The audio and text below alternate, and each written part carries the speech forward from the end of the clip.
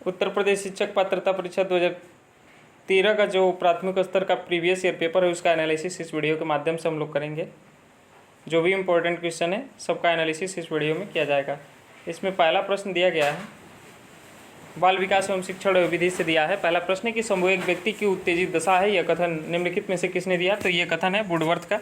यानी संवेग के लिए अंग्रेजी का शब्द है इमोशन, जिसकी उत्पत्ति इमोवेयर से हुई है, जिसका अर्थ होता है उत्तेजित होना।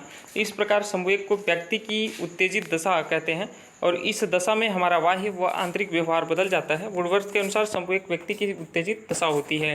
अगला प्रश्न है कि शैक्षिक विकास में मूल्यांकन का अर्थ क्या है? तो ये है ज्ञान क्षमता का मूल्यांकन। डी सही है। मूल्यांकन यह निर्धारित करने की एक व्यवस्थित प्रक्रिया है कि विद्यार्थी द्वारा शैक्षिक उद्देश्यों को किस सीमा तक प्राप्त किया गया है। शैक्षिक विकास में मूल्यांकन का अर्थ ज्ञान क्षमता का मूल्यांकन है। मूल्यांकन वह प्रक्रिया है जिसके आधार पर हम किसी छात्र के ज्ञान का आकलन करते हैं। मूल्यांकन के द्वारा ही छात्र की किसी विषय में कमियों, उसकी किसी विषय के प्रति रुचि और उसकी प्रतिभा का आकलन किया जा सकता है।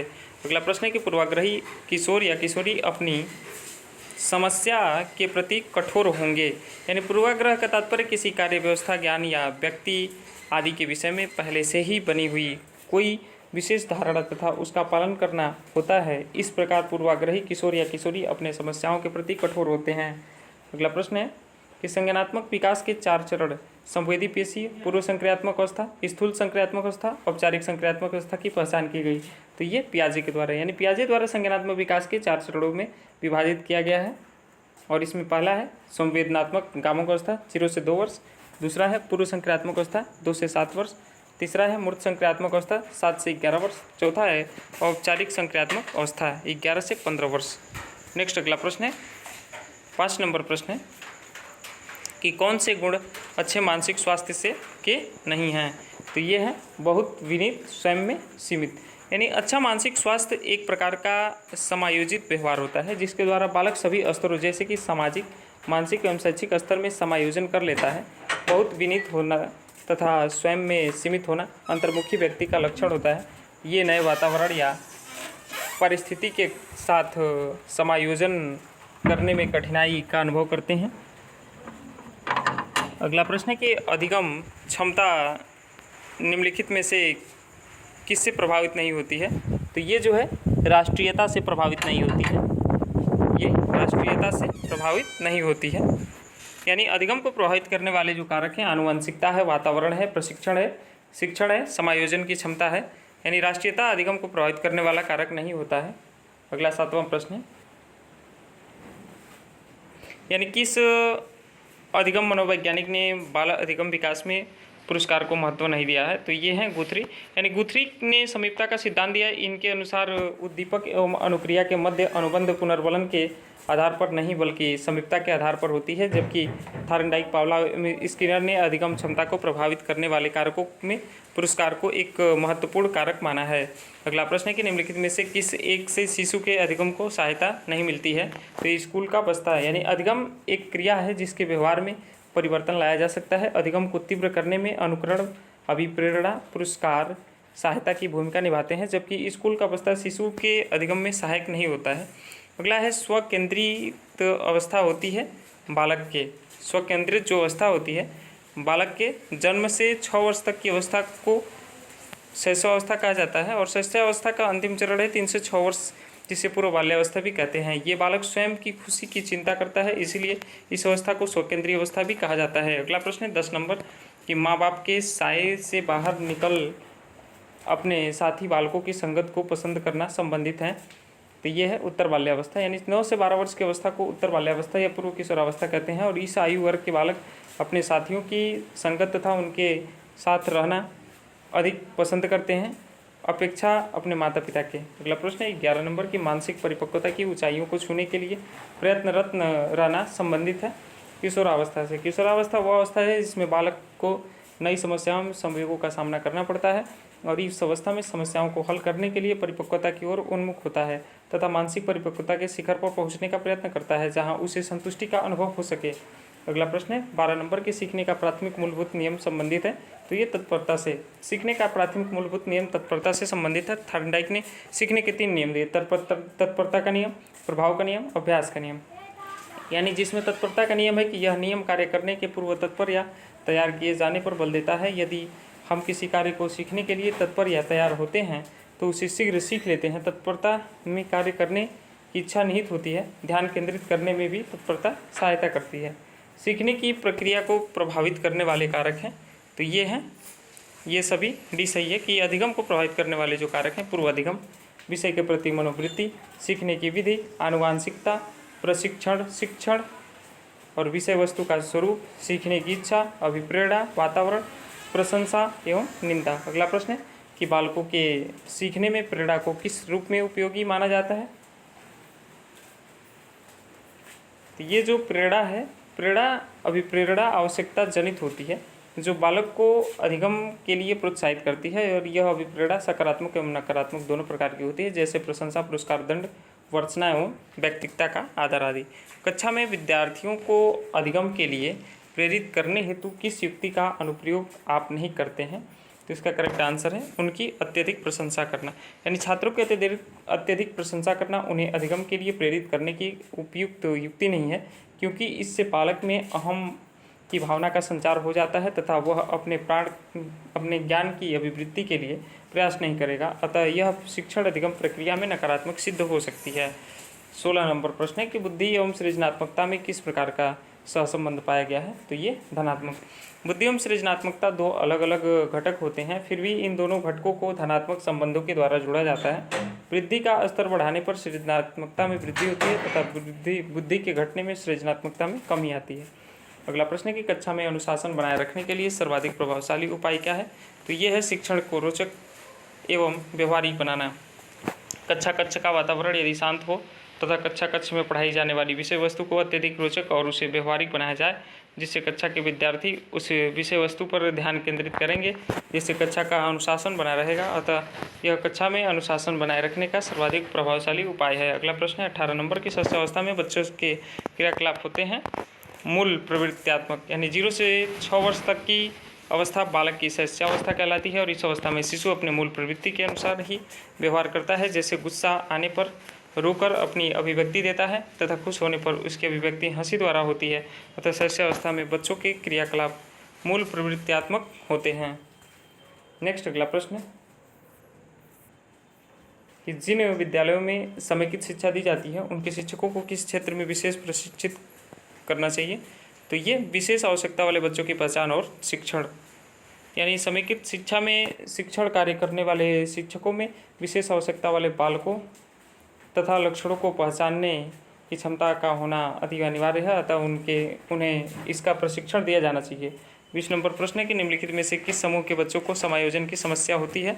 तो ये कुशाग्र बुद्धि के बच्चों को, कुशाग्र बुद्धि के बच्चों को समायोजन की समस्या रहती है। ऐसे बच्चों के लिए शिक्षा का सफल कार्यक्रम वही हो सकता है जिसका उद्देश्य उनकी विभिन्न योग्यताओं का विकास करना हो। अतः यही कारण है कि विद्यालयों में सामान्यतः देखा जाता है कि कुशाग्र बुद्धि वाले बच्चे सामान्यतः उन्हीं बच्चों के साथ समायोजित होना पसंद करते हैं जो बुद्धि स्तर पर उनके बराबर हों, न कि उनके साथ जो विद्यालय में सामान्य स्तर के होते हैं। अतः इसलिए समायोजन करने में कठिनाई का सामना करना पड़ता है।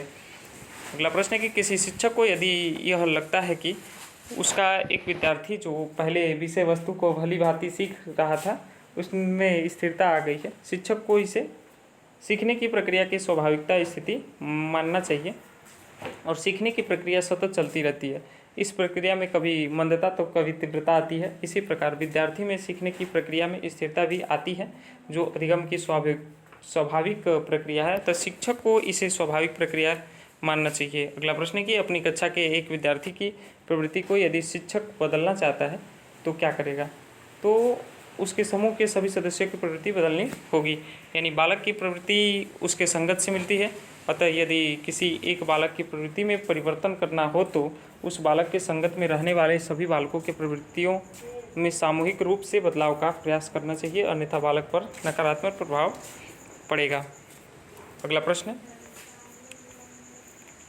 विकास का वही संबंध परिपक्वता से है जो उद्दीपन का प्रतिक्रिया से है, यानी व्यक्ति का विकास क्रमिक रूप से होता है। जैसे जैसे व्यक्ति का विकास होता जाता है वैसे वैसे उसमें परिपक्वता भी आती जाती है। ठीक इसी प्रकार उद्दीपन का संबंध प्रतिक्रिया से होता है, क्योंकि बिना उद्दीपन के प्रक्रिया नहीं हो सकती। अगला प्रश्न है कि पियाजे मुख्यतः ज्ञानात्मक विकास के क्षेत्र में योगदान के लिए जाने जाते हैं। यानी बालकों के ज्ञानात्मक विकास के परीक्षण के लिए पियाजे की महत्वपूर्ण भूमिका रही है। पियाजे ने बालक के ज्ञानात्मक विकास को 4 प्रमुख चरणों में विभाजित किया है। संवेदनात्मक कामक अवस्था 0 से 2 वर्ष और पूर्व संक्रियात्मक अवस्था 2 से 7 वर्ष, मूर्त संक्रियात्मक अवस्था 7 से 11 वर्ष, औपचारिक संक्रियात्मक अवस्था 11 से 15 वर्ष। जब कभी 2 या अधिक व्यक्ति एक साथ मिलते हैं और एक दूसरे को प्रभावित करते हैं तो वे एक सामाजिक समूह का निर्माण करते हैं। यह कथन किसका है? तो सत्य है। दिया गया कथन सत्य है। शिक्षण प्रक्रिया में निम्नलिखित में से किसका भली प्रकार ध्यान रखना चाहिए? तो ये विद्यार्थी की सक्रिय सहभागिता। यानी सफल शिक्षण प्रक्रिया वह होती है जिसमें समय समय पर शिक्षक छात्र संवाद होता रहे, अन्यथा शिक्षण कार्य नीरस हो जाएगा और छात्रों का अधिगम अच्छी तरह से नहीं होगा। निम्नलिखित व्यक्तियों में से कौन अपने बच्चे या बच्चियों को आंतरिक प्रेरणा दे रहा है? तो ये जो विषय विज्ञान विषयों में सर्वोच्च अंक पाने पर राकेश कुमार अपने पुत्र की प्रशंसा करते हैं। यानी किसी कार्य या परिणाम के लिए प्रशंसा करना आंतरिक प्रेरणा का उदाहरण है, अतः सर्वोच्च अंक पाने पर प्रशंसा करना आंतरिक रूप से प्रेरित करना है। अगला प्रश्न है कि बच्चों के सामाजिक विकास में खेल का विशेष महत्व है। यानी खेल विधि द्वारा बालक की मूल प्रवृत्ति का विकास होता है, जिससे समायोजन की क्षमता में वृद्धि होती है और परिणाम स्वरूप बच्चे का सामाजिक विकास सकारात्मक होता है। अगला प्रश्न है कि भाटी या बैटरी का प्रयोग निम्न में से किसके परीक्षण हेतु किया जाता है? तो ये बुद्धि, यानी भाटी या बैटरी का प्रयोग बुद्धि परीक्षण में किया जाता है और इसका निर्माण CM भाटिया ने 1955 में किया था और इस परीक्षण को बैटरी बुद्धि परीक्षण क्रिया परीक्षण समूह कहा जाता है। कोलबर्ग का विकास सिद्धांत निम्न में से किससे संबंधित है? तो यह है नैतिक विकास से। लॉरेंस कोलबर्ग ने 10 से 16 वर्ष के उम्र में बच्चों के व्यवहार का विश्लेषण किया तथा जीन पियाजे के नैतिक विकास के सिद्धांत को विस्तारित, परिवर्तित तथा परिमार्जित किया। कोलबर्ग ने नैतिक विकास के सिद्धांत में 3 प्रमुख स्तर माना, जो निम्न है: पूर्व परंपरागत स्तर, प्राक रूढ़िगत स्तर और परंपरागत स्तर, रूढ़िगत स्तर, नैतिक स्तर, उत्तर रूढ़िगत स्तर। अगला प्रश्न है हिंदी का भाग 2। कपटी मित्र के लिए सही मुहावरा क्या होगा? आस्तीन का सांप। यानी कपटी मित्र वही मुहावरा आस्तीन का सांप होगा, जबकि दांत काटी रोटी मुहावरे का अर्थ होगा घनिष्ठ मित्रता। इंद्रियों को जीतने वाले के लिए एक शब्द क्या होगा? जितेंद्रिय।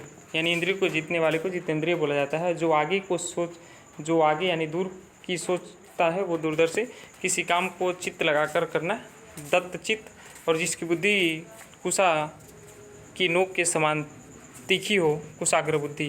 पवन का संधि विच्छेद होगा पो जमा अन में अयादि संधि है। और यदि ए, ऐ, ओ, औ के बाद कोई भिन्न स्वर आए तो ए का ऐ और ऐ का आय और ओ का आओ और तथा औ का आओ हो जाता है। नेक्स्ट अगला प्रश्न है 34 नंबर प्रश्न है, पुनर्जन्म का सही संधि विच्छेद क्या होगा? पुनर्जन्म का सही संधि विच्छेद क्या होगा? तो पुनः जमा जन्म, पुनर्जन्म। और इसमें संधि विसर्ग संधि होगी। विसर्ग के साथ स्वर या व्यंजन के मेल से जो विकार उत्पन्न होता है विसर्ग संधि कहलाती है। इत्यादि शब्द में कौन सी संधि है? तो इति जमा आदि, इसमें यौन संधि है। यदि छोटी ई, बड़ी ई, छोटा हूँ, बड़ा हूँ और री के बाद कोई भिन्न स्वर आए तो छोटी ई, बड़ी ई का य, उ, बड़ा उ का व और तथा री का र हो जाता है। जैसे यदि जमा अपि, यद्यपि, नि जमा उन, न्यून। दीर्घ संधि 2 स्वर्ण स्वर मिल करके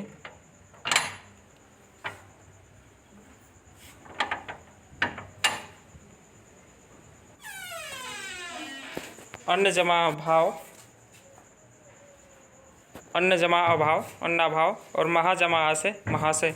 गुण संधि जो है, यदि अ या आ के बाद छोटी ई या बड़ी ई और छोटा हूँ या बड़ा हूँ और री आए तो दोनों मिलकर क्रमशः ए, ओ, औ, अर हो जाता है। चंद्र जमा उदय, चंद्रोदय। गंगा जमा उर्मी, गंगोर्मी। और वृद्धि संधि, यदि अ या आ के बाद ए या ऐ आए तो दोनों के स्थान पे ऐ तथा ओ या औ आए तो दोनों के स्थान पे औ हो जाता है। एक जमा एक, एकाएक। परम जमा ओजस्वी, परमोजस्वी। नाक रगड़ना का अर्थ क्या होगा? दीनतापूर्ण प्रार्थना करना। यानी नाक रगड़ना मुहावरे का अर्थ है दीनतापूर्वक प्रार्थना करना, जबकि तलवे चाटना मुहावरे का अर्थ होगा चापलूसी करना। उन्मूलन का विलोम क्या होगा? रोपण। उन्मूलन का रोपण होगा। उत्कर्ष का अपकर्ष, उत्थान का पतन, अवनति का उन्नति। नेक्स्ट अगला प्रश्न है, महावीर प्रसाद द्विवेदी ने आदिकाल को क्या संज्ञा दी है? तो ये बीजोपन्न काल। द्विवेदी युग के प्रणेता महावीर प्रसाद द्विवेदी आदिकाल को बीजोपन्न काल की संज्ञा दी है और आदिकाल का नामकरण करने वाले अन्य इतिहासकार हैं। आदिकाल आचार्य हजारी प्रसाद द्विवेदी ने, वीर काल आचार्य विश्वनाथ प्रसाद मिश्र ने, चारण काल जॉर्ज ग्रियर्सन ने और चारण काल एवं संधि काल डॉक्टर राम कुमार वर्मा ने। अति सुधो स्नेह को मार्ग है किसकी पंक्ति है? तो ये है घनानंद की। अति सुधो स्नेह को मार्ग है घनानंद की पंक्ति। हम कविराज हैं पै चाकर चतुर के, ये ठाकुर की। यह प्रेम को पंथ कराल महा, तरवारी की धार पै धावनो है बोधा। और कटि को कंचन काटी विधि, कुचन मध्य धरी दीन, ये शेख आलम की है पंक्ति। ये कालिंद का पर्यायवाची क्या होगा? कालिंद यानी यमुना, यानी कालिंद शब्द का पर्यायवाची यमुना है। यमुना के अन्य पर्यायवाची अर्कजा, रवितन्या, कृष्णा, यमुना, कलागंगा, सर्वसुता, भानुजा, तरुणी तनुजा तथा अर्कसुता आदि। लक्ष्मी का पर्यायवाची श्री, कमला, रमा, पद्मा, पद्मासन, इंदिरा, समुद्रजा, हरिप्रिया, क्षीरोद, तन्या, भार्गवी तथा सिंधुसुता। सरस्वती के पर्यायवाची शब्द भारती, शारदा, वीणा, गिरा, भाषा, इला, ब्राह्मणी, वीणापड़ी, वीणापति, वागीश, महाश्वेता, श्रीनिधात्री, बागेश्वरी तथा वागीधात्री। गंगा के पर्यायवाची शब्द होंगे भागीरथी, जाह्नवी, सुरसरी, देवसरी, त्रिपथगा, सुरध्वनि, नदीश्वरी, देवनदी, मंदाकिनी, अलकनंदा, देवप्रयाग, विष्णुपरी। आधुनिक हिंदी साहित्य की पहली आत्मकथा के लेखक कौन माने जाते हैं? तो ये बाबू श्याम सुंदर दास माने जाते हैं। यानी आधुनिक हिंदी साहित्य की पहली आत्मकथा के लेखक बाबू श्याम सुंदर दास कृत मेरी आत्मकथा 1941 ईस्वी को माना जाता है। हरिवंश राय बच्चन ने अपनी आत्मकथा 4 भागों में लिखी है, जो इस प्रकार है कि क्या भूलू क्या याद करूँ 1969 में, और नीड़ का निर्माण फिर 1970 में, बसेरे से दूर 1978 तथा 10 द्वार से सोपान तक 1985 आदि हैं। देवेंद्र सत्यार्थी की आत्मकथा 2 भागों में प्रकाशित है और प्रथम भाग चांद सूरज की वीरन 1952 तथा द्वितीय भाग नील यक्षिणी 1985, जबकि सन 1641 में बनारसी दास जैन ने ब्रज भाषा पद्य में अर्धकथा की रचना की, जिसे हिंदी का प्रथम प्राचीनतम आत्मकथा माना जाता है। कार्य के आरंभ में ही विघ्न पड़ना किस मुहावरे का अर्थ है? तो ये है सिर मुड़ाते ही ओले पड़ना, यानी सिर मुड़ाते ही ओले पड़ना मुहावरे का अर्थ है कार्य के आरंभ में ही विघ्न पड़ना। किस कवि को कवियों का कवि बोला जाता है? तो ये बोला जाता है शमशेर बहादुर सिंह को। शमशेर बहादुर सिंह को कवियों का कवि कहा जाता है। शमशेर प्रेम और सौंदर्य के भी कवि हैं। शमशेर बहादुर सिंह नई कविता के प्रमुख कवि हैं। शमशेर बहादुर दूसरे सप्तक के कवि हैं और इनकी प्रमुख काव्य संग्रह कुछ कविताएं, कुछ और कविताएं चुकी भी हूँ, नहीं मैं, इतने अपने वास उदित, अभिव्यक्ति का संघर्ष, बात बोलगी, काल तुमसे होड़ है मेरा वही कहीं, बहुत दूर से सुन रहा हूँ सुकून की तलाश आदि। दशरथ सुतती हूँ लोक बखाना, राम नाम का मरण माना। यह है कबीर का। दशरथ सुतती हूँ लोक बखाना, राम नाम का मरम है आना, कबीर का है। साखी शब्द दोहरा कही किहनी अब खान, अब भगति निरूपही भगत कली, निंद ही वेद पुराण, तुलसीदास का है। केशव केसनी अस्करी, बैरी हूँ जश्न कराए, चंद्र वदनी मृगलोचनी, बाबा कही कही जाए, केशवदास का है। और बूझत श्याम कौन तू गोरी, कहाँ रहती काकी है बेटी, देखी नहीं कहूँ ब्रजखोरी, सूरदास। हिंदी का पहला पत्र है तो ये है उदंत मार्तंड। हिंदी की प्रथम पत्रिका उदंत मार्तंड 30 मई 1824 ईस्वी को कानपुर निवासी पंडित जुगल किशोर के संपादकत्व में कलकत्ता से प्रकाशित हुई। उदंत मार्तंड में खड़ी बोली का मध्य देशीय भाषा के नाम से उल्लेख किया गया है। उदंत मार्तंड के प्रकाशन दिवस को आधार मानकर 30 मई को राष्ट्रीय हिंदी पत्रकारिता दिवस मनाया जाता है और यह एक साप्ताहिक पत्रिका थी। बनारस अखबार का प्रकाशन सन 1845 में राजा शिव प्रसाद सिंह के संपादकत्व में प्रकाशित हुआ और यह एक संपादित पत्रिका तथा बनारस से प्रकाशित होती थी। हरिश्चंद्र मैगजीन का प्रकाशन सन 1873 में भारतेंदु हरिश्चंद्र के संपादकत्व में बनारस से होता है था। यह एक मासिक पत्रिका थी और इतिहास तिमिरनाशक राजा शिव प्रसाद सिंह सितारे हिंद की गद्य रचना। अगला चिंतामणि किसका निबंध संग्रह है? तो यह है रामचंद्र शुक्ल का। चिंतामणि आचार्य रामचंद्र शुक्ल का निबंध संग्रह है और गुप्त निबंधावली निबंध संग्रह बालमुकुंद गुप्त का है। साहित्य की विशेषता है कि समाज और साहित्य, कर्तव्य और सभ्यता आदि बाबू श्याम सुंदरदास का निबंध संग्रह है। अशोक के पुल, कलपत्ता, मध्यकालीन धर्म साधना विचार और वितर्क विचार प्रवाह, कुटज साहित्य सहचर तथा आलोक पर्व आदि हजारी प्रसाद द्विवेदी के निबंध संग्रह है। काशी नगरी प्रचारणी सभा की स्थापना कब हुई? तो 1893 ईस्वी में। काशी नगरी प्रचारणी सभा की स्थापना सन 1893 ईस्वी में हुई थी। इसके संस्थापक अध्यक्ष बाबू श्याम सुंदर दास, राम नारायण मिश्र तथा शिव प्रसाद सिंह आदि हैं। यह वाराणसी में स्थापित है। और जबकि नागरी प्रचारणी पत्रिका की स्थापना सन 1896 ईस्वी में वेणी प्रसाद के संपादकत्व में हुई और यह एक त्रैमासिक पत्रिका है जो काशी से प्रकाशित हुई। प्रेम सागर किसकी रचना है? तो यह है लल्लू लाल जी की। प्रेम सागर लल्लू लाल जी की रचना है और इनकी अन्य रचना है सिंहासन, बत्तीसी, बैताल, पचीसी, शकुंतला नाटक, माधोनल, राजनीति, लतायक टू हिंदी, ब्रजभाषा, व्याकरण, सभाविलास, मध्यविलास तथा लाल चंद्रिका आदि है। चंद्रावली या नासितोपाख्यानम, रामचरित तथा हिंदी पार्सियन बावे बुलरी आदि सदल मिश्र की रचना है। भाषा योग वशिष्ठ राम प्रसाद निरंजनी की रचना है, जबकि सुख सागर मुंशी सदा सुखलाल की रचना है। व्युत्पत्ति के आधार पर संज्ञा के कितने भेद होते हैं? तो ये होते हैं 3। व्युत्पत्ति के आधार पर संज्ञा के 3: रूढ़ संज्ञा, यौगिक संज्ञा, योग रूढ़ संज्ञा।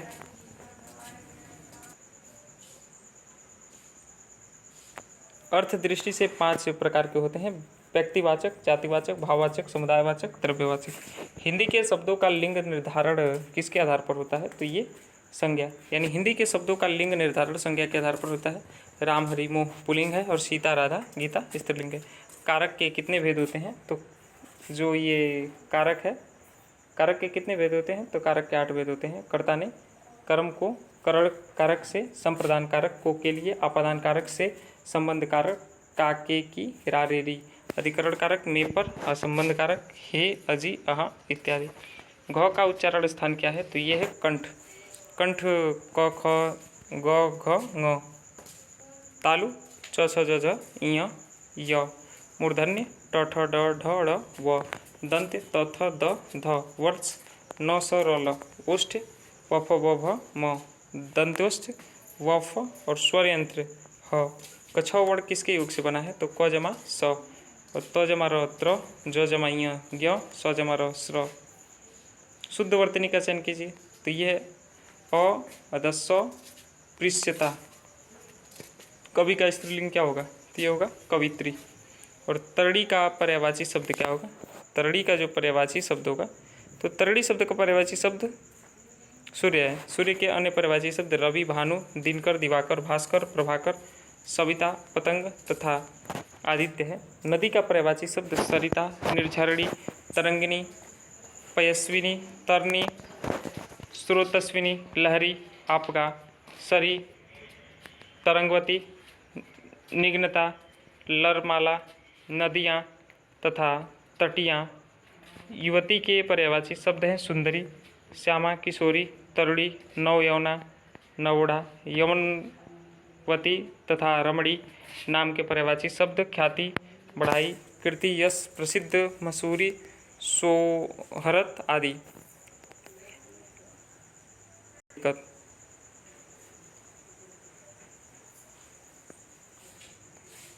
मीन का पर्यायवाची शब्द क्या होगा? तो मत्स्य, यानी मीन का पर्यायवाची शब्द मत्स्य है और मीन के अन्य पर्यायवाची शब्द है सफली, झस, जल तथा जीवन आदि। विभावरी के पर्यायवाची शब्द रात, रैन, रात्रि, रजनी, निशा, निशा, निशित, यामिनी, सरवरी, तमी, त्रिवामा, तमिश्रा, तमस्रा तथा विभा आदि। दिए हुए शब्दों में भिन्न अर्थ वाला शब्द है भार्या, यानी आत्मजा, कन्या, नंदिनी आदि पुत्री के पर्याय हैं। पुत्री के अन्य पर्यायवाची शब्द हैं तन्या, सुता, लड़की, बेटी तथा दुहिता। जबकि भार्या पत्नी का पर्यायवाची पत्नी के लिए अन्य पर्यायवाची शब्द दारा, सहभागी, सहभामिनी, गृहिणी, वधू, प्राणप्रिया, वल्लभा, वाया, घरनी, प्रिया, तीय, कांता, कलत्र, अर्धांगिनी, वामांगी, बहू, जोरू, घरवाली तथा औरत आदि। अगला प्रश्न है कि अनुपम का पर्यायवाची शब्द क्या होगा, तो ये होगा अद्वितीय।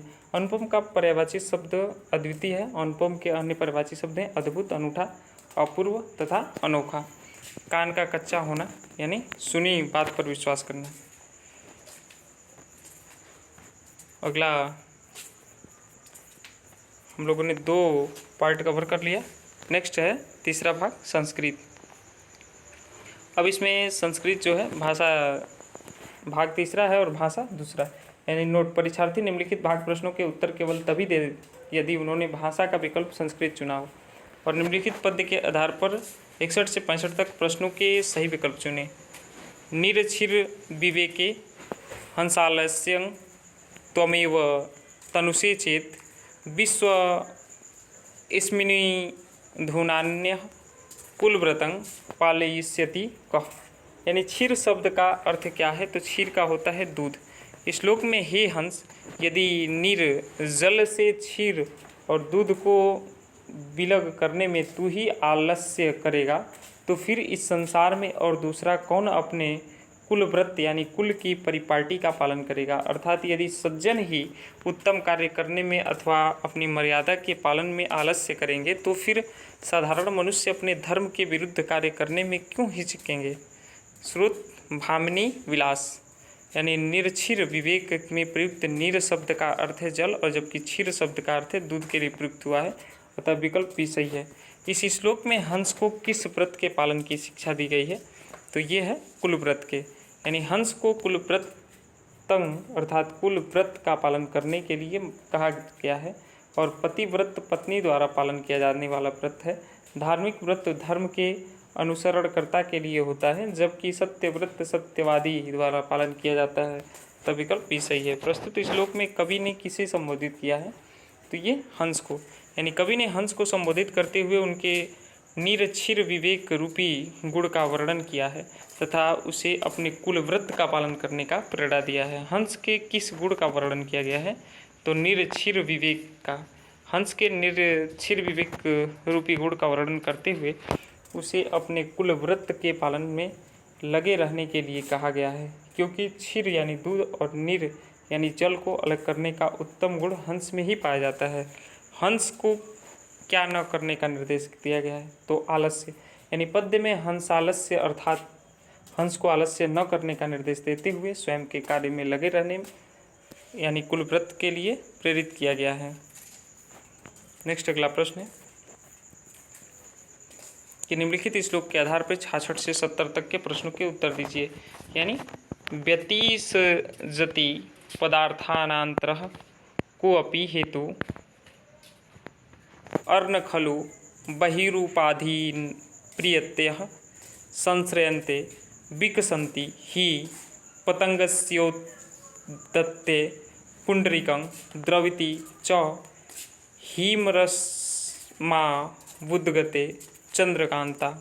यानी पदार्थों को परस्पर कौन जोड़ता है, तो ये जो है कोई अज्ञात आंतरिक कारक, यानी पदार्थों को परस्पर कोई अज्ञात आंतरिक कारण ही जोड़ता है। धन से पदार्थ को खरीदा जाता है, विद्या से पदार्थ के विषय में ज्ञान प्राप्त किया जाता है, जबकि विनम्रता एवं व्यावहारिक गुण है। बाह्य साधनों पर कौन निर्भर नहीं होता है, तो ये प्रेम। बाह्य साधनों पर प्रेम नहीं निर्भर करता है क्योंकि वह तो आंतरिक अनुभूति का विषय है और आभूषण से बाह्य शरीर की सुंदरता बढ़ाई जाती है। संपन्नता भी बाह्य उन्नति है और भोजन भी बाह्य साधन ही है। कमल कब खिलता है, तो कमल जो है सूर्योदय होने पर, सूर्योदय के समय ही कमल की पंखुड़ियाँ खिलती हैं, जबकि चंद्रोदय होने पर कमल की पंखुड़ियाँ बंद हो जाती हैं। जबकि नक्षत्रों का दर्शन और चंद्र ग्रहण इस क्रिया पर कोई विशेष प्रभाव नहीं डालता। इस श्लोक में किस मणि का उल्लेख है, तो ये चंद्रकांता मणि का। चंद्रकांता का उल्लेख करते हुए कहा गया है कि द्रवती च हिमरस्माउद्गते चंद्रकांत, अर्थात चंद्रोदय होने पर चंद्रकांत मणि पिघलने लगती हैं। चंद्रकांत मणि कब पिघलती हैं? तो ये चंद्रोदय होने पर। प्रस्तुत श्लोक में कहा गया है कि द्रवती च हिमरस्मा उद्गते चंद्रकांत, अर्थात चंद्रोदय होने पर चंद्रकांता मणि पिघलने लगती हैं या बुध बुध टपकने लगती हैं। निम्नलिखित श्लोक के आधार पर 71 से 75 तक के प्रश्नों के उत्तर दीजिए। भवंती नम्रास्तर्वः फलोद्गमे अर्नाम्बो फिर्दुर्विलम्बिनो घनाः अनुद्धताः सत्पुरुषाः समृद्धिभिः स्वभाव एवैसः परोपकारिणः। यानी कवि ने वृक्ष, मेघ तथा सत्पुरुष को कहा है परोपकारी। यानी श्लोक में वृक्ष फलों को धारण करके झुक जाते हैं, बादल वर्षा के लिए एकत्र जल धारण करके दूर प्रदेश तक झुक जाते हैं। ठीक इसी प्रकार से सज्जन समृद्धि या संपत्ति को प्राप्त करके गौरवहीन अर्थात विनीत हो जाते हैं। समृद्धि को प्राप्त करके झुक जाना अर्थात घमंड न करना ही परोपकारिता का स्वभाव है। कवि ने वृक्ष, मेघ तथा सत्पुरुष को समृद्धि प्राप्ति के समय झुकने वाला बताया है, अर्थात वृक्ष में जब फल लगता है तो वह झुक जाता है और बादल भी जल को प्राप्त करके झुक जाते हैं। उसी प्रकार सत्पुरुष भी समृद्धि को प्राप्त करके परोपकार के लिए झुक जाता है करते हैं। भवंती में कौन सा लकार है? तो भवंती में लट लकार है। भवंती में लट लकार है और यह भू धातु का लट लकार, यानी इसमें भवती, भवतः, भवंती, भवसी, भवतः, भवत, भवामी, भवावः, भवामः। यानी वृक्ष कब झुक जाते हैं? तो ये फल आने पर, वृक्ष फल आने पर परोपकार के निमित्त झुक जाया करते हैं, जिससे सभी उनके फलों को आसानी से प्राप्त कर सकें। नए जल से युक्त होने पर कौन अधिक लटक जाता है? तो ये घन, यानी नए जल से युक्त होने पर मेघ दूसरों को जल प्रदान करने के लिए अत्यंत झुक जाया करते हैं, अर्थात पृथ्वी के अत्यंत निकट आ जाया करते हैं। समृद्धि के समय कौन अभिमान रहित होता है? तो ये सत्पुरुष, यानी सत्पुरुष समृद्धि प्राप्त कर परोपकार के विनीत निमित्त अभिमान से रहित हो जाया करते हैं। अगला है प्रस्तुत गद्यांश के आधार पर 76 से 80 प्रश्नों के उत्तर दीजिए। पांडवानां कौरवाणां च युद्ध कुरुक्षेत्रे संवृत्तम् अष्टादशभिर्दिनैश्च प्रतिफलितं तस्मिन् युद्धे दुर्योधनः रणे पराजितः निहतश्च निजदलबलेन साकं पाण्डवाश्च श्रीकृष्णस्य साहाय्येन विजयशालिनः संवृताः। कालान्तरेण द्रौपदी सहिता पाण्डवाः अभिमन्युतनयं परीक्षितं हस्तिनापुरराज्यते संभिष्य हिमालयं जम्बू। यानी युद्ध में पांडवों की सहायता किसने की थी? तो ये कृष्ण ने। श्री कृष्ण पांडवास्य सहायेन, अर्थात कृष्ण ने महाभारत के युद्ध में पांडवों की सहायता की और भीष्म और द्रोणाचार्य ने कौरवों की ओर से युद्ध किया, जबकि धृतराष्ट्र दुर्योधन के पिता थे। कालांतर में द्रौपदी सहित पांडव कहाँ गए? तो ये हिमालय पर। युद्ध के तत्पश्चात पांडवों ने अभिमन्यु के पुत्र परीक्षित को हस्तिनापुर राज्य सौंपकर द्रौपदी सहित हिमालय पर चले गए। कौरवों द्वारा पांडवों तथा कौरवों के मध्य युद्ध हुआ था कुरुक्षेत्र। पांडवों और कौरवों के मध्य युद्ध कुरुक्षेत्र और 18 दिनों तक हुआ और जिसमें पांडवों की विजय हुई। महाभारत का युद्ध कितने दिनों तक चला था? तो ये 18 दिन तक। युद्ध में कौन पराजित हुआ था? तो दुर्योधन। अगला प्रश्न है, प्रयागः गंगा यमुनयोः संगमे स्थित अस्ति, अत्र ब्राह्मणः प्रकृष्टयागरणात् अस्य प्रयागः नाम अभवत्। प्रयाग नगरं पुराणेषु पवित्रं पुण्यदं मोक्षदं कीर्तितम् इदं नगरं भारतवर्षस्य प्रमुखनगरेषु वर्तते। प्रयागस्य अपरं नामम् इलाहाबादः इत्यपि वर्तते। इदं कथ्यते यत् प्रयागस्य इलाहाबाद नाम अकबर नामा सम्राट स्वइलाही धर्मानुसारेण कृतवान्। प्रयागे उत्तर प्रदेशस्य उच्च न्यायालयो अपि स्थितः अस्ति प्रयागः उच्चशिक्षायाः प्रधानकेन्द्रम् अस्ति इदं नगरं स्व ऐतिहासिकं महत्वमपि अधिकरोति। गंगा यमुना का संगम है प्रयाग में, यानी प्रयाग या इलाहाबाद में गंगा यमुना का संगम है, जबकि कानपुर तथा हरिद्वार गंगा नदी के किनारे बसे हुए हैं तथा नासिक गोदावरी नदी के किनारे बसा हुआ शहर है। अगला है प्रयाग शब्द का अर्थ है प्रकृष्ट में। हिंदू मान्यता के अनुसार ब्रह्मा के ने सृष्टि कार्य पूर्ण होने के बाद यहाँ पर यज्ञ किया, जिसके कारण इनका नाम प्रयाग पड़ा और प्रयाग प्रकृष्ट प्रयाग। प्रयाग का दूसरा नाम क्या है? तो ये है इलाहाबाद। प्रयाग का दूसरा नाम इलाहाबाद है। यह नाम अकबर द्वारा इस शहर को प्रदान किया गया। सम्राट अकबर ने किस धर्म का प्रवर्तन किया? तो ये इलाही धर्म का। सम्राट अकबर द्वारा प्रयाग में ही दीन इलाही धर्म का प्रवर्तन किया गया, जिसके कारण ही इस शहर का नाम इलाहाबाद पड़ा। प्रस्तुत गद्यांश का समुचित शीर्षक है क्या है? तो प्रयाग। अगला है जनतंत्राविधानां शासन प्रणाली अस्माकं देशे प्रवर्तमानास्ति। राजनयशास्त्रे विद्वत् राजतंत्रं कुलीनतंत्रं प्रजातंत्रमिति शासन प्रणाल्यस्त्रयो भेदाः प्रतिपादिताः।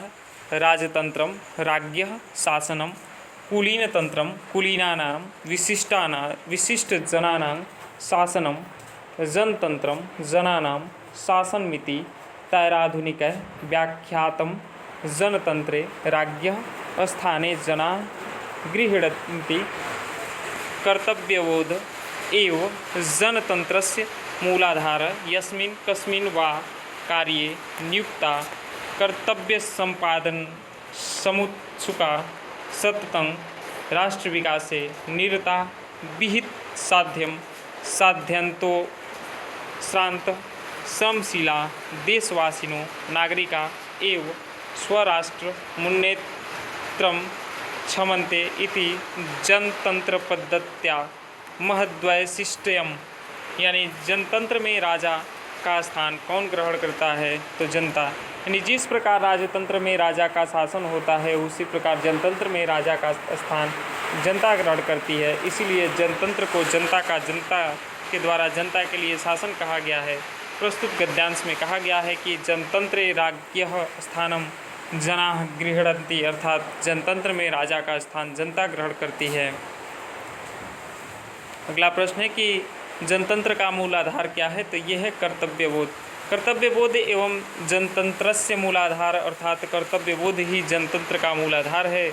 क्षेत्रीयता, उग्र राष्ट्रीयता एवं भाषा विविधता एक मजबूत जनतंत्र को कमजोर करते हैं। हमारे देश में कौन सी शासन प्रणाली प्रचलित है? तो ये है जनतंत्र। जनतंत्राविधानां शासन प्रणाली अस्माकं देशे प्रवर्तमानास्ति, अर्थात हमारे देश में जनतंत्र नामक शासन प्रणाली प्रचलित है। राजनीतिज्ञों ने शासन प्रणाली के मुख्यतः कितने भेद बताए हैं? तो 3। राजनीतिज्ञों ने शासन प्रणाली के 3 भेद बताए हैं: राजतंत्र, कुलीनतंत्र और जनतंत्र। राजतंत्र में किसका शासन होता है? तो ये होता है राजा का। राजतंत्र राज्य शासनः और राजतंत्र में राजा का शासन होता है। अगला प्रश्न है दत्त में कौन सा प्रत्यय है? तो दत्त में कत्त प्रत्यय लगा है। दा धातु से कत्त प्रत्यय होने पर दत्त शब्द विस्पन्न होता है, यानी दा कत्त दत्त, डाकत्वा ये होता है दत्वा। और सह अत्र तिष्ठेत रेखांकित शब्द में मूल धातु तथा लकार है, तो ये है स्वाविधिलिंग लकार। अगला है युष्माकं गृहं पुत्र अस्ति, इस वाक्य में सर्वनाम है। युष्माकं त्वम सप्तमी विभक्ति बहुवचन, जो संज्ञा के बदले प्रयुक्त किया जाएगा वही सर्वनाम है। अस् धातु लंग लकार मध्यम पुरुष द्विवचन का रूप क्या है? तो आस्तम। अगला है आता है के लिए संस्कृत में क्रिया प्रयुक्त होगी आगच्छति। निम्नलिखित में कौन सा पद अव्यय है? तो ये अथा। ज्ञात्वा में कौन सी सा धातु है? तो ये है ज्ञा। और पुष्पम में लिंग है नपुंसक लिंग। अगला है प्रतिदिनम में समास है अव्ययी भाव समास। अगला है प्रश्न उपेंद्र का संधि विच्छेद उपजमा इंद्र, और भानुना में विभक्ति है, तृतीया विभक्ति है। व्याकरण के त्रिमुनियों में कौन नहीं आता है, तो ये है शाक्टायन। अगला है त्रिशति में धातु है स्था, और सप्तविंशति शब्द का अर्थ है 27, और किमियु ही मधुराणाम मंडनं नाकृतिनाम पक्ति उद्गृत है, तो ये उद्गृत है अभिज्ञान शाकुंतलम से। नेक्स्ट अगला है भित्रार्थानाम भय हेतु सूत्र का प्रयोग किया जाता है, तो ये किया जाता है आपादान कारक पंचमी विभक्ति में। अगला है निम्नलिखित में से किसकी वृद्धि संज्ञा नहीं होती है, तो ये है ओ, और अकर्मक तथा सकर्मक का संबंध है क्रिया से, और संधि कहते हैं दो वर्णों के मेल को। और घनश्याम में कौन सा समास है, तो ये है कर्मधारय समास है। अगला प्रश्न है कि पठताम रूप किस लकार रूप एवं वचन का है, तो ये है लोट लकार प्रथम पुरुष द्विवचन का है। और अत्यधिक में संधि है यण संधि है। री वर्ण का उच्चारण स्थान क्या है, तो मूर्धा है। संस्कृत में धातु रूप कहते हैं क्रियापद को। और नैनम छिंदंती शस्त्राणी नैनम दहती पावक न चैवं क्लेदयन्त्यापो न शुष्यति मारुतः। इसका श्रीमद् भागवत गीता, श्रीमद् भागवत गीता में आत्मा का वर्णन करते हुए भगवान श्री कृष्ण इस श्लोक को कहते हैं कि यह श्लोक श्रीमद् भागवत गीता के दूसरे अध्याय का 23वां श्लोक है। इसका अर्थ है कि सशस्त्र इस शरीर अर्थात आत्मा को काट नहीं सकते, अग्नि इसको जला नहीं सकता, शक्ति जल इसको गिला नहीं कर सकता, और वायु इसको सुखा नहीं सकता। त्रिवेणी पद में कौन सा समास है, तो जो त्रिवेणी है, त्रिवेणी पद में प्रथम पद संख्यावाची से द्विगु समास है। अभवन में लकार है, कौन सा लकार है, तो यह है लड लकार है, और हसथ रूप है लट लकार का। और महेश्वर सूत्रों की संख्या 14 है। और आपादान कारक में कौन सी विभक्ति है, तो ये है पंचमी विभक्ति। अब ये गणित के महत्वपूर्ण प्रश्न है। पहला प्रश्न इसमें दिया गया है कि समीकरण 2 के पावर x + 5 बराबर 2 के पावर x + 3 और +12 में x का मान ज्ञात कीजिए। तो इसका मान जो होगा -1 होगा। यदि व्यंजक x² - 2ax + a² को x + a से भाग दिया जाए तो शेष 4 बचता है। तो a का मान क्या होगा, तो a का जो मान होगा ये होगा हमारा b, यानी ±1। अगला प्रश्न है 1 धन 2 धन 3 ऐसे ही प्लस करते हुए 10 तक जाना है और उसमें से 50 घटा देना है। तो इसका मान क्या होगा, तो इसका मान होगा 5। अगला है यदि प्रेक्षण x, x + 3, x + 5, x + 7, x + 10 का माध्य 9 है तो अंतिम 3 प्रेक्षों का माध्य क्या होगा, तो ये होगा 11 से 1/3। अगला प्रश्न है 95 नंबर, यदि किसी चतुर्भुज के विकर्ण एक दूसरे को समकोण पर विभाजित करते हैं तो यह क्या है, समचतुर्भुज है। नेक्स्ट अगला प्रश्न है कार्तिक तल में बिंदु -2, -3 किस पाद में स्थित है, तो ये तृतीय पाद में स्थित है। और एक व्यक्ति अपनी यात्रा का 2/5वां भाग ट्रेन से और 1/3 बस द्वारा, 1/4 कार तथा शेष 3 किलोमीटर की दूरी पैदल चलता है तो इसकी कुल यात्रा की दूरी कितनी है, तो 180 किलोमीटर है। और x + 1/x बराबर 5 के लिए x² + 1/x² का मान क्या होगा, तो 23 होगा। अगला प्रश्न, निम्न विकल्पों में से कौन सा विकल्प x + y³ - x³ + y³ का गुणनखंड है, तो ये 3xy है। अगला है कि n भुजा वाले बहुभुज के किसी शीर्ष से खींचे गए विकर्णों की संख्या के लिए व्यंजक है, तो n - 3।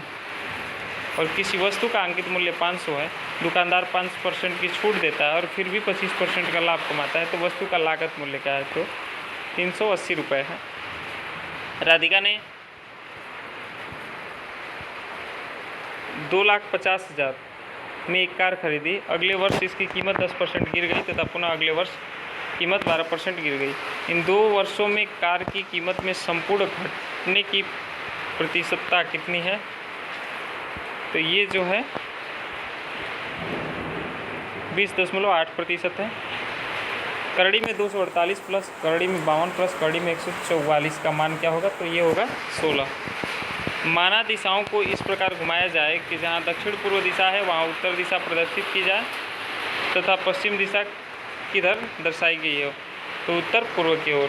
अगला प्रश्न है कि किसी संख्या का 16% जब 21 से जोड़ा जाए तो स्वयं संख्या प्राप्त होती है, तो संख्या ज्ञात कीजिए। तो ये जो संख्या है हमारी, ये हमारी संख्या हो जाएगी 25। और किसी 5 सदस्यों वाले परिवार की औसत आयु 20 वर्ष है और परिवार का सबसे छोटा सदस्य 10 वर्ष का है। जब वो छोटा सदस्य पैदा हुआ तब परिवार की औसत आयु क्या थी? तो इसका करेक्ट आंसर 12 वर्ष 6 महीने। यदि एक वृत्त की परिधि 4 पाई से 8 पाई बढ़ाई जाती है तो इसका क्षेत्रफल क्या होगा? 4 गुना हो जाएगा। यदि प्रथम n प्राकृतिक संख्याओं का माध्य 15 है तो n का मान क्या होगा? तो n का जो मान है, n का मान क्या होगा? n का जो मान है 29 होगा। कोण ज्ञात कीजिए जो अपने कोटि पूरक के बराबर है, तो इसका 45 अंश होगा। यदि 3 प्लस कड़ी में 7 बटा में 3 माइनस 4 कड़ी में 7 प्लस बराबर c प्लस डी कड़ी में 7 हो तो c प्लस डी का मान क्या होगा? तो c प्लस डी का मान होगा -52 बटा में 103। अगला प्रश्न है कड़ी में 7 प्लस कड़ी में 6 और अगला गुणे कड़ी में 7 माइनस कड़ी में 6 प्लस 200 का मान क्या होगा? तो 201 होगा। अगला प्रश्न है कि संख्याओं कड़ी में 2 कड़ी 4 के पावर 1/3, 5 के पावर 1/4 और 3 के पावर 1/6 में सबसे छोटी संख्या कौन सी है? तो ये है 3 के पावर 1/6। यदि संख्या इतना से विभाज्य 3 से विभाज्य है तो स्थान पे सबसे बड़ा अंक क्या होगा? ये होगा 8। और दो प्राकृतिक संख्याएं 6 संबंधी अनुपात 11 के अनुपात में हैं। यदि इनका लसो 462 है तो इनका मौसो क्या होगा? तो 7 होगा। और दो भाइयों की आयु का योग तथा अंतर दोनों ही ऋण संख्याएं हैं। यदि बड़े की उम्र 23 वर्ष है तो छोटे की उम्र क्या होगी? तो छोटे की जो उम्र है वो होगी 18 वर्ष। यदि किन्हीं दो प्राकृतिक संख्याओं का योग 48 हो और उक्त संख्याओं का अनुपात कदापि नहीं होगा तो ये होगा 2 संबंधी 5। और n के विषय पूर्णांक होने पर निम्नोक्त संख्याओं में कौन एक सम पूर्णांक है? तो ये होगा n3n² + 5। काजोल 1 घंटे में एक किताब का 1/3 भाग पढ़ती है। वह किताब को 2 से 1/5 घंटे पढ़ती है। इस किताब का कितना भाग पढ़ने में अभी शेष रह गया है? तो ये जो है 4 से 4/15। यदि एक संख्या से 1/2 घटाया जाता है तत्पश्चात 1/2 से गुणा किया जाता है, संख्या 1/8 में बदल जाती है। वह संख्या क्या है? तो 3/4। 2 अंकों वाली इस संख्या के दोनों अंकों का योग न है। यदि संख्याओं में 27 जोड़ दिया जाए तो अंकों का क्रम उलट जाता है, तो वो संख्या कौन सी होगी? वो संख्या जो है 36 होगी। अगला प्रश्न है पर्यावरण के इम्पोर्टेंट प्रश्न। निम्नलिखित भारतीय राज्यों में से किस राज्य की कोई समुद्री सीमा नहीं है? तो ये है राजस्थान। राजस्थान एक स्थलबद्ध राज्य है और इस राज्य में की सीमा समुद्र से नहीं मिलती है। गुजरात, गोवा तथा महाराष्ट्र के पश्चिमी समुद्र तट पर स्थित प्रमुख बंदरगाह राज्य हैं। किसी नदी के प्रदूषण स्तर की माप की जाती है, तो ये की जाती है BOD यानी बायोलॉजिकल ऑक्सीजन डिमांड से किसी नदी में जल के प्रदूषण स्तर को मापा जाता है। वायरस संक्रमण से होने वाला रोग जो है जुकाम वायरस से होने वाला संक्रमण है, जबकि टाइफाइड, कॉलरा तथा मलेरिया जल जनित रोग हैं। और जुकाम ऊपरी श्वसन तंत्र का आसानी से फैलने वाले संक्रमण रोग हैं। इसके लक्षणों में खांसी, गले की खांसी, नाक का स्राव और ज्वर आता है और यह आमतौर पर एक सप्ताह में समाप्त हो जाता है। और इसका मुख्य विषाणु राइनो वायरस है। भारत में कृषि को प्रभावित करने वाला मौसम कौन सबसे महत्वपूर्ण तत्व क्या है? वृष्टि। भारत में कृषि को प्रभावित करने वाला सबसे महत्वपूर्ण जो तत्व है वृष्टि है, क्योंकि भारत उष्ण और समशीतोष्ण 2 कटिबंधों में स्थित है। वायुमंडल की सबसे ठंडी परत कौन सी है? तो ये है मध्यमंडल। वायुमंडल की सबसे ठंडी परत मध्यमंडल है, क्योंकि मध्यमंडल का वायुमंडल का तापमान गिरता है तथा मध्यमंडल के बाद वायुमंडल का तापमान बढ़ने लगता है और मध्यमंडल के मध्य सीमा पर तापमान गिरकर -80 डिग्री सेंटीग्रेड तक पहुंच जाता है। निम्नलिखित में से कौन सी एक ग्रीन हाउस गैस है? तो ये है मीथेन। ग्रीन हाउस गैस वे गैस हैं जो पृथ्वी के तापमान को बढ़ाने में सहायक होती हैं और प्रमुख ग्रीन हाउस गैस हैं methane, CH4, carbon dioxide, CO2, nitrous oxide, N2O तथा क्लोरोफ्लोरोकार्बन CFC। भारत में प्रोजेक्ट टाइगर की शुरुआत की गई थी 1973 में। बाघों की घटती संख्या को रोकने वाले तथा बाघों के संरक्षण के लिए भारत सरकार द्वारा 1 अप्रैल 1973 को प्रोजेक्ट टाइगर की शुरुआत की गई। इस प्रोजेक्ट की शुरुआत में Jim Corbett national park Uttarakhand से ही की गई। पृथ्वी तल पर उस काल्पनिक रेखा को क्या कहते हैं जो 180 डिग्री मेरिडियन या अम्योत्तर पर खींची जाती है? तो ये अंतर्राष्ट्रीय तिथि रेखा कहलाती है। यानी पृथ्वी तल पर 180 डिग्री मेरिडियन या अम्योत्तर रेखा जो काल्पनिक रेखा है उसे अंतर्राष्ट्रीय तिथि रेखा कहते हैं तथा इस रेखा के पृथ्वी को पूर्वी एवं पश्चिमी देशांतर क्षेत्र में बांटा गया है। निम्नलिखित में से किस राज्य में गल्फ ऑफ मन्नार मैरीन राष्ट्रीय पार्क स्थित है? तो ये है तमिलनाडु।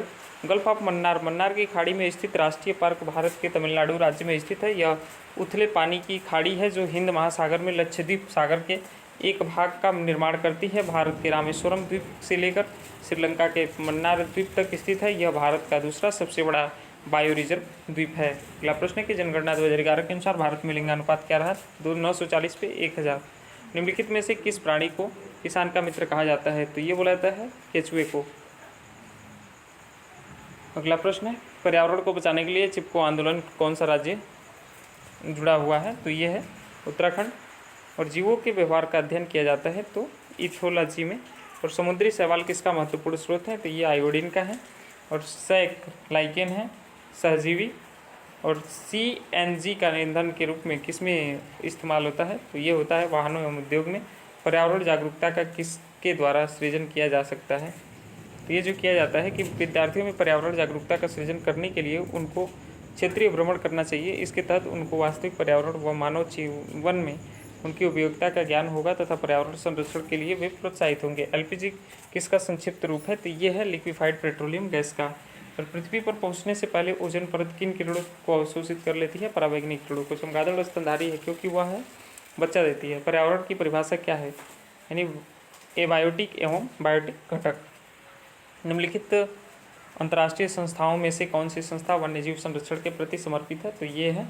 प्रश्न में दिए गए सभी विकल्प गलत हैं और इनमें से कोई भी संस्था वन्यजीव संरक्षण से संबंधित नहीं है। वन्यजीव संरक्षण के लिए IUCN international union for conservation of nature की स्थापना की गई है। कृत्रिम वर्षा के लिए मेघविजन के लिए प्रयुक्त रसायन कौन सा है? तो ये है सिल्वर आयोडाइड। नेक्स्ट अगला प्रश्न है कि बायोडीजल तैयार किया जाता है ज़ैट्रोफा से। विश्व ओजोन दिवस मनाया जाता है तो ये 16 सितंबर को।